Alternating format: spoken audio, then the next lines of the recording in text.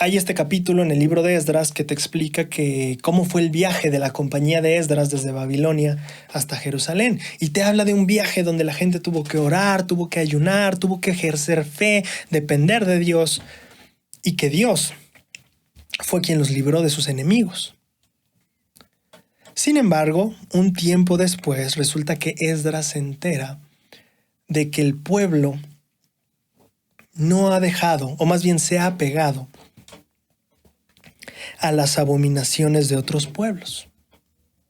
Y entonces Esdras, dice Esdras 9:3, y cuando oí esto, rasgué mi vestido y mi manto, y me arranqué pelo de mi cabeza y de mi barba, y me senté atónito. Esdras comienza a orar y dice: «Oh Jehová, Dios de Israel, tú eres justo, pues hemos quedado un remanente que ha escapado como en este día. Henos aquí delante de ti en nuestra culpa, porque no es posible estar en tu presencia a causa de esto». Esdras no está culpando a los otros. Es interesante si lo comparamos con el ejemplo de Nehemías, ¿no? Que al final golpea y le arranca los cabellos a otros. Esdras al revés, se rompe la ropa él, se arranca los cabellos él. Y ora él, y llora él. Y dice: Señor, hemos, no dice ellos, dice hemos, estamos delante de ti en error. No podemos morar en tu presencia. Y entonces en el siguiente capítulo, Esdras 10-2 menciona: y mientras oraba Esdras y hacía confesión llorando y postrándose delante de la casa de Dios, se reunió alrededor de él una congregación muy grande de Israel, hombres y mujeres y niños, y lloraba el pueblo amargamente. Parece ser que en este punto el pueblo se da cuenta también de las cosas que están haciendo mal, que como pueblo están haciendo mal. Entonces, versículo 2, respondió Secanías y dijo a Esdras: nosotros hemos pecado contra nuestro Dios, pues tomamos por esposas a mujeres extranjeras de los pueblos de la tierra. Pero aún hay esperanza para Israel con respecto a esto. Ahora, independientemente de la solución que se propuso y que se efectuó, que yo personalmente no me gustó mucho, me gusta el principio que aquí enseña esta escritura. Esdras ve el contexto y dice: veníamos de ser cautivos en Babilonia por transgredir las leyes, vinimos aquí nuevamente libres por la misericordia de nuestro Dios y otra vez vamos a transgredir sus leyes. No tenemos remedio. Caemos y volvemos a caer y volvemos a caer y parece que no hay final. Es error tras error y pecado tras pecado. No podemos entrar en tu presencia. Pero el principio que me encanta es el que muestra esta persona. Secanías. Aún hay esperanza para Israel con respecto a esto. En la Conferencia General de octubre de 1995, el elder Boyd K. Packer dio un discurso maravilloso llamado La luminosa mañana del perdón. En este discurso él dijo lo siguiente: para obtener el perdón debemos restituir. Eso significa que debemos devolver lo que hayamos tomado y aliviar el dolor de aquellos a quienes hayamos lastimado. No obstante, a veces es imposible devolver lo que se ha tomado, ya que no se tiene para restituir. Si han causado, por ejemplo, a otra persona un sufrimiento insoportable, no tienen poder para restituir. Hay ocasiones en que no se puede reparar lo que se ha quebrantado. Quizás el agravio se haya cometido mucho tiempo atrás, o las personas a las cuales se haya ofendido se rehúsen a aceptar el arrepentimiento. Puede ser también que el daño que haya sido tan grave que les sea imposible hacer nada para repararlo, por más que deseen desesperadamente hacerlo. Su arrepentimiento no puede aceptarse a menos que haya restitución. Si no les es posible reparar lo que hayan hecho, están en grave aprieto. Es fácil comprender cuán impotentes y desesperados se sienten entonces, porque como alma sienten también el deseo de darse por vencidos. Tal vez Esdras estaba en esta misma posición donde quería darse por vencido. Señor, ya lo intentamos, ya nos enseñaste, ya nos disciplinaste, ya vinimos, ya nos liberaste, nos diste amor y misericordia. Y nosotros seguimos igual. No merecemos entrar en tu presencia. Cuando fui misionero, tuve la oportunidad de hacer una entrevista bautismal a una chica. Y toda la entrevista fue bien. Hicimos las preguntas, platicamos, me contó lo que conocía sobre los mandamientos, las enseñanzas de la iglesia. Y rumbo al final de la entrevista hay una pregunta que dice: ¿tú te sientes listo y digno para recibir esta ordenanza del bautismo? Y ella respondió no.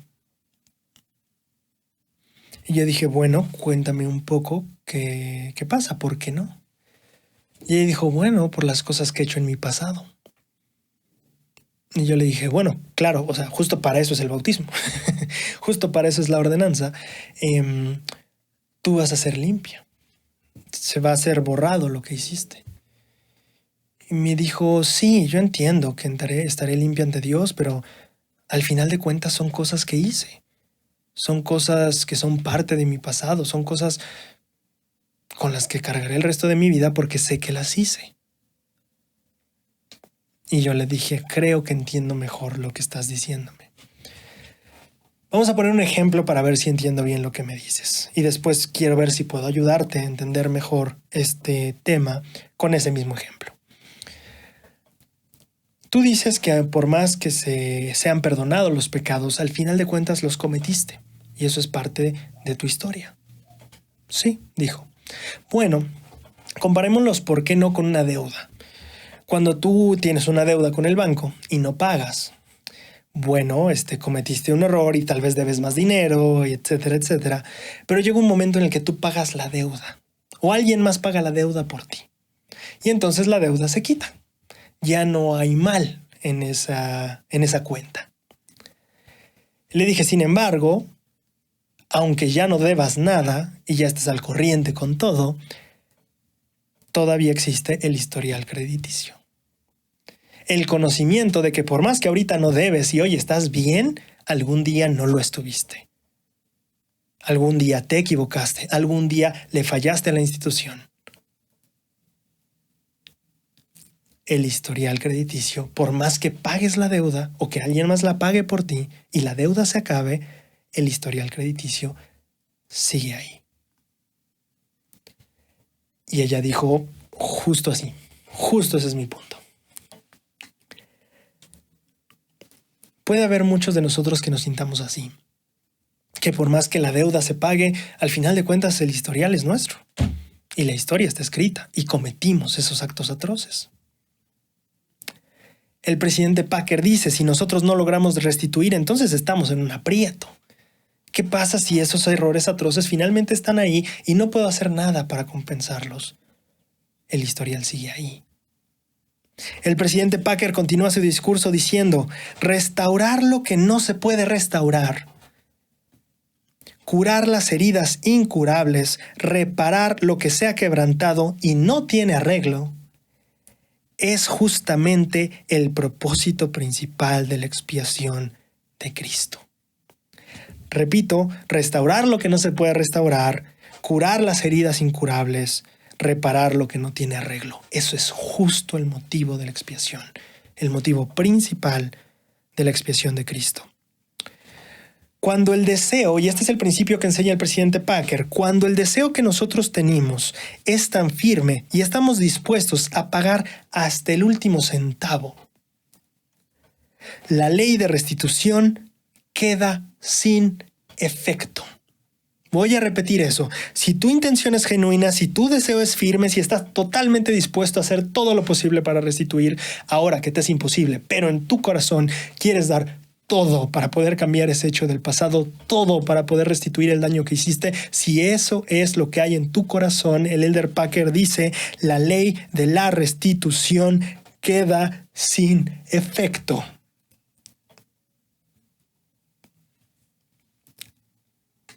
Nuestra deuda se transfiere al Señor. Él se hará cargo de nuestras deudas. Repito, con excepción de unos pocos que han optado por seguir la vía de perdición, que como dice el Elder Oaks, es tan pequeña la cantidad de personas que no vale la pena ni mencionar esa excepción. No existe el hábito, dice el presidente Packer, no existe el hábito, no existe la adicción, no existe la rebelión, no existe la transgresión, no existe la apostasía, ni existe el crimen, de los cuales no pueda cumplirse la promesa de un perdón completo. Esa, dice el Elder Packer, es la promesa de la expiación de Cristo.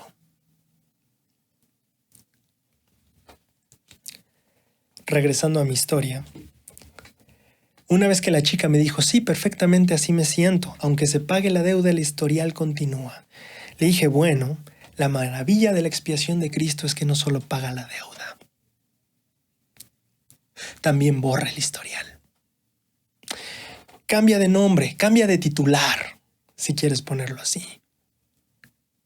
La expiación no solo limpia el pecado, sino transfiere también el historial crediticio.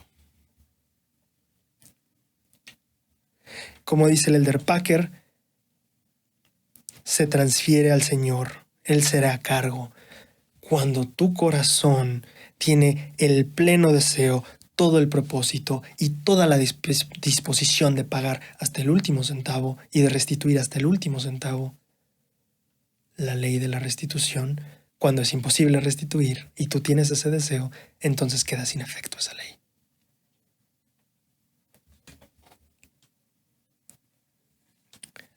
Cuando el peso de nuestros errores nos persiga y cuando nuestros pecados cobren la factura espiritual, cuando nos tiremos a llorar como Esdras diciendo, Señor, no soy digno de entrar en tu presencia, espero que dentro de ti resuenen las palabras de Secanías diciendo, nosotros hemos pecado, es cierto, pero aún hay esperanza para Israel, para Braulio, para Mónica, para Roberto. Aún hay esperanza para mí con respecto a esto.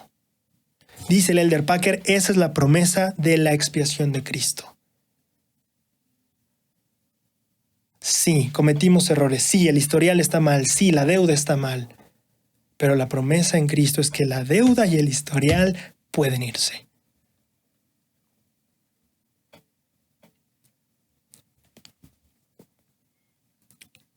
Cuando nosotros caigamos de rodillas como Esdras, que resuenen en nosotros esas palabras, aún hay esperanza para mí en este asunto. ¿Y por qué hay esperanza en este asunto? Porque hay esperanza en Cristo, porque hay esperanza en su expiación, porque la Escritura dice, todo lo puedo en Cristo que me fortalece, y ese todo incluye tus pecados también.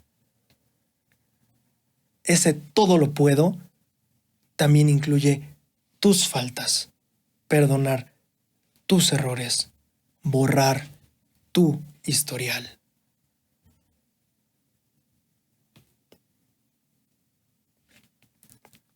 Cuando el pecado cobre la factura espiritual, no olvides las palabras de este chico. No olvides que son tus palabras también y no olvides que es la promesa de Cristo para ti también. Aún hay esperanza para mí en esto debido a Cristo.